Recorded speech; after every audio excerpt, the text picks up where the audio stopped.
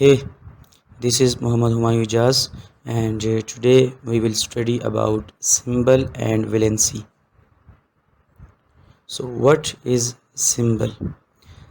Elements are represented by symbols. Elements को अगर हमने लिखना हो तो उनकी जगह हम उनके सिंबल भी लिख सकते हैं, which are abbreviations for the name of elements. और ये सिंबल्स होते क्या हैं? एक्चुअली ये जो नाम होता है एलिमेंट का उसकी एब्रीविएशंस होती हैं, उसका छोटा नाम होता है, उसके मुखफ़फ़ होते हैं। और नाम एलिमेंट का कहाँ से आता है?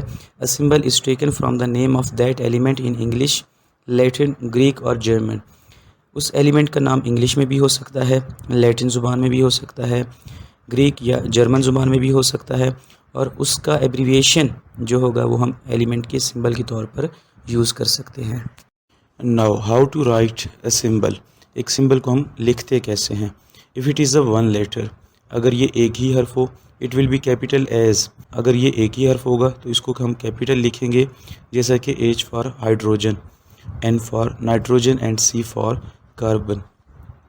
लेकिन अगर ये एक से ज़्यादा हर्फ हों, यानी कि अगर ये दो हर्फ हों, तो फर्स्ट जो लेटर होगा उसको कैपिटल लिखा जाएगा और सेकंड लेटर को स्मॉल लिखा जाएगा, जैसा कि कैल्शियम के लिए Ca और सोडियम के लिए Na। सोडियम का जो सिंबल है ये उसके ग्रीक नेम नेटेरियम से लिया गया है, जो कि Na से स्टार्ट होता है। तो फर्स्ट टू लेटर, उसके फर्स्ट लेटर कैपिटल लिखेंगे N, और A जो होगा वो हम स्मॉल में लिखेंगे। उसके बाद Cl यूज़ होते हैं क्लोरीन के लिए। एटम्स के जो सिंबल हैं ये स्टैंडर्ड होते हैं, आपने यही सिंबल यूज़ करने हैं। फॉर एग्ज़ाम्पल क्लोरीन के लिए आप Cl ही यूज़ करेंगे, Ch यूज़ नहीं कर सकते, Cn यूज़ नहीं कर सकते, Cl ही यूज़ किया जाएगा, और यही स्टैंडर्ड है। देन है वेलेंसी। वेलेंसी क्या है? The unique property of an element is valency. Valency एक यूनिक प्रॉपर्टी है एलिमेंट की, हर एलिमेंट की वेलेंसी यूनिक होगी। It is a combining capacity of an element with other elements. ये क्या होती है? एक एलिमेंट की दूसरे एलिमेंट के साथ कंबाइन करने की सलाहियत को हम वेलेंसी कहते हैं। It depends upon the number of electrons in the outermost shell. और ये डिपेंड करती है कि किसी भी एलिमेंट के एक एटम में सबसे बाहर वाले शेल में कितने इलेक्ट्रॉन हैं, उनके नंबर ऑफ इलेक्ट्रॉन पे उन इलेक्ट्रॉन्स की तादाद के ऊपर वेलेंसी डिपेंड करती है। कैसे डिपेंड करती है? आइए इसको देखते हैं। स्टार्ट में हम देखते हैं कि वेलेंसी इन कोवेलेंट कंपाउंड्स क्या है। कोवेलेंट कंपाउंड्स वो कंपाउंड्स जिनके अंदर कोवेलेंट बॉन्ड होता है उनको हम कोवेलेंट कंपाउंड्स कहते हैं। And in simple covalent compounds valency is the number of hydrogen atoms which combine with one atom of that element. किसी भी एलिमेंट के एक एटम के साथ हाइड्रोजन के कितने एटम्स कंबाइन हो सकते हैं, ये उसकी वेलेंसी है। किसी भी एलिमेंट के एक एटम के साथ हाइड्रोजन के कितने एटम्स कंबाइन हो सकते हैं, ये उसकी वेलेंसी कहलाती है। फॉर एग्जांपल क्लोरीन है तो क्लोरीन के साथ हाइड्रोजन का एक ही एटम कंबाइन होता है, ऑक्सीजन के साथ क्लोरीन के दो एटम कंबाइन होते हैं। तो इसी तरीके से क्लोरीन की वैलेंसी 1 होगी और ऑक्सीजन की वैलेंसी 2 होगी। नाइट्रोजन के साथ हाइड्रोजन के 3 एटम्स कंबाइन होते हैं तो नाइट्रोजन की वैलेंसी 3 हो जाती है। कार्बन के साथ हाइड्रोजन के 4 एटम्स कंबाइन कर सकते हैं तो कार्बन की वैलेंसी 4 हो जाती है। और the number of bonds formed by one atom of that element. Covalent compounds में एक एलिमेंट का एक एटम कितने बॉन्ड बनाता है, ये भी उसकी वैलेंसी कहलाती है। किसी भी एलिमेंट का एक एटम एक बॉन्ड बना रहा है तो उसकी वैलेंसी 1 होगी।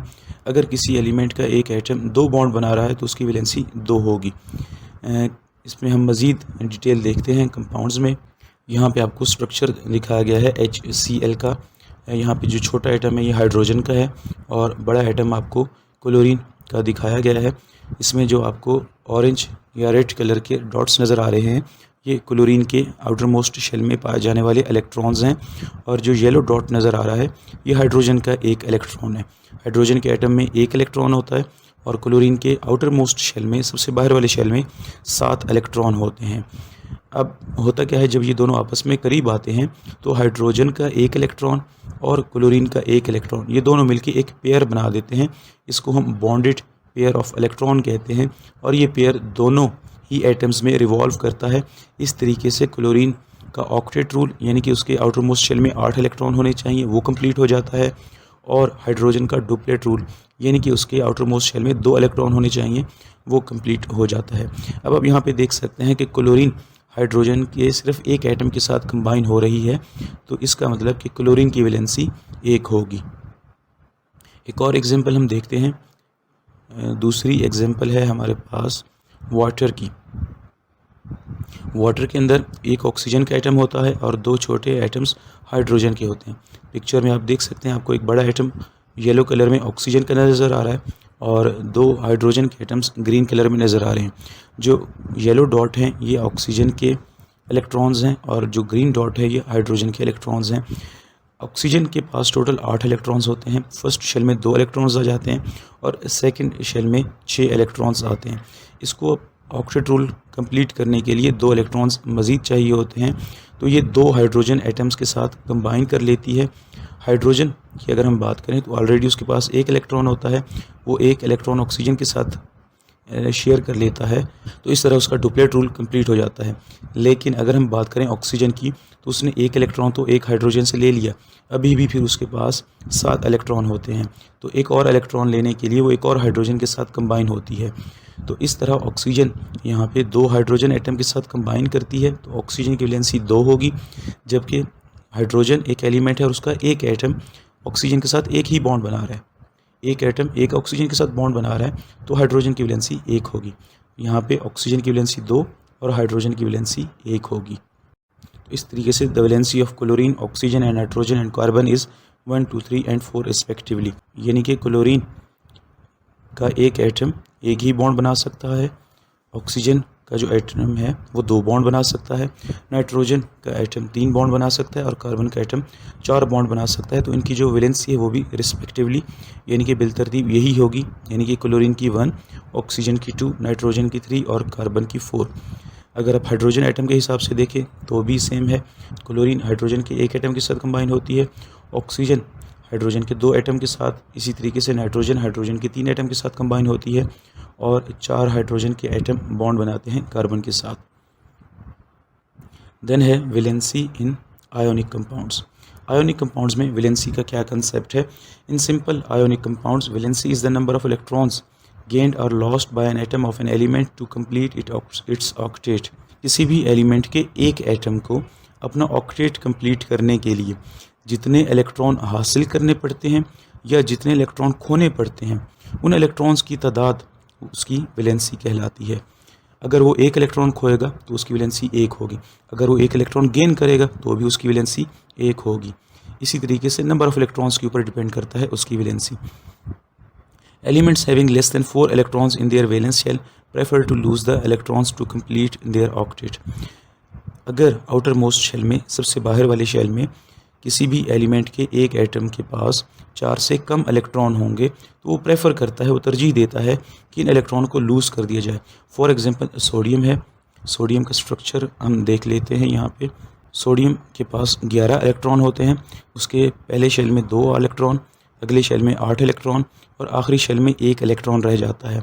अब इसको ऑक्टेट रूल कंप्लीट करना है। ऑक्टेट रूल के लिए 2 तरीके हैं, या तो 7 इलेक्ट्रॉन कहीं से हासिल कर ले या 1 इलेक्ट्रॉन को लूज़ कर दे, तो जो सेकंड शेल होगा वो आउटर मोस्ट बन जाएगा और इस तरह इसका ऑक्टेट भी कंप्लीट होगा। अब 7 इलेक्ट्रॉन हासिल करना मुश्किल है और 1 इलेक्ट्रॉन लूज़ करना आसान है, तो ये 1 इलेक्ट्रॉन लूज़ करके और बॉन्ड बना लेता है, अपना ऑक्टेट रूल कंप्लीट कर लेता है, तो इसकी वैलेंसी 1 होती है।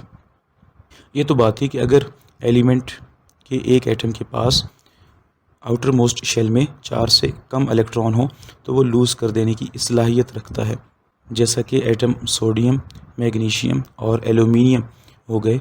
इनके आउटर मोस्ट शेल में बिलतरतीब 1, 2 और 3 इलेक्ट्रॉन होते हैं, तो रिस्पेक्टिवली ये 1, 2 और 3 इलेक्ट्रॉन लूज़ कर देते हैं और इनकी वैलेंसी भी यही है, सोडियम की 1, मैग्नीशियम की 2 और एल्यूमिनियम की 3। Elements having 5 or more than 5 electrons in their valence shell gain electrons to complete their octet। वो एलिमेंट्स जिनके पास आउटर मोस्ट शेल में 5 या 5 से ज़्यादा इलेक्ट्रॉन होते हैं तो वो इलेक्ट्रॉन हासिल करने की तगोदो में रहते हैं। फॉर एग्जांपल जैसा कि नाइट्रोजन के आउटर मोस्ट शेल में 5 इलेक्ट्रॉन्स होते हैं, तो ये 3 इलेक्ट्रॉन गेन करेगा और नाइट्रोजन की वैलेंसी 3 होगी। ऑक्सीजन के आउटर मोस्ट शेल में 6 इलेक्ट्रॉन होते हैं, तो ये 2 इलेक्ट्रॉन गेन करेगा और इसकी वैलेंसी 2 होगी। सिमिलरली क्लोरीन के आउटर मोस्ट शेल में 7 इलेक्ट्रॉन होते हैं, तो 1 इलेक्ट्रॉन ये गेन करेगा अपना ऑक्टेट रूल कंप्लीट करने के लिए और इसकी वैलेंसी 1 होगी।